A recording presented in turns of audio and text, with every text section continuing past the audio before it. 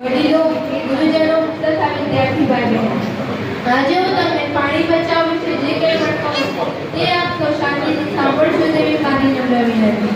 માનવ જીવનની મુખ્ય 3 જરૂરિયાતો છે: હવા, પાણી અને ખોરાક. ખોરાક ખાધા વિના આપણે ચલાવી શકીએ, પરંતુ પાણી સિવાય જીવવું એ અશક્ય છે. એટલે જ કહ્યું છે કે જળ એ પૃથ્વી પરનું શ્રેષ્ઠ અમૃત. જળ એ જ જીવન. અત્યારે ચારે બાજુ પાણી પાણી પાણીના પડઘમ ગુંજી રહ્યા છે. મિત્રો, પાણીની સમસ્યા માટે પહોંચી વળવા કંઈ કરવું જ પડશે. વધતી જતી વસ્તી, વૃક્ષો, વનસ્પતિ, ધાન્ય પાકો અને પ્રાણી માત્ર માટે પાણી ખૂબ જ જરૂરી છે. અત્યારે પાણીનો વપરાશ વધી રહ્યો છે. પીવાના પાણીની તેમજ ધરતીના પેટાળમાં પાણીની અછત વર્તાઈ રહી છે. ભૂગર્ભ જળ ભંડારો તૂટી રહ્યા છે.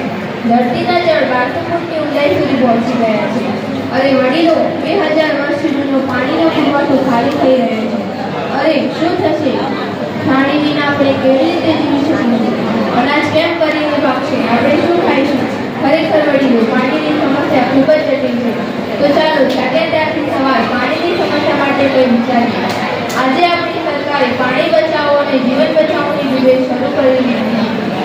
તો આપણે બધા જ આપણી ફરજ સમજી તેમાં જોડાઈ જઈએ. પાણીનો સંગ્રહ કરો, પાણીનો બગાડ ન કરો. સ્વચ્છ પાણી સ્વચ્છ જીવન કહેવાય છે. ચોખ્ખું પાણી જીવન ટકાવે છે, દૂષિત પાણી જીવન ટૂંકાવે છે. ઘેર ઘેર, શેરી શેરી, ગામે ગામ, શહેર શહેર આજે અમે પોતાની નીતિઓ અને સરગસો વચ્ચે નાણાં લગાવી તમને સમજણ આપવા દોડી હતી. આજે આપણી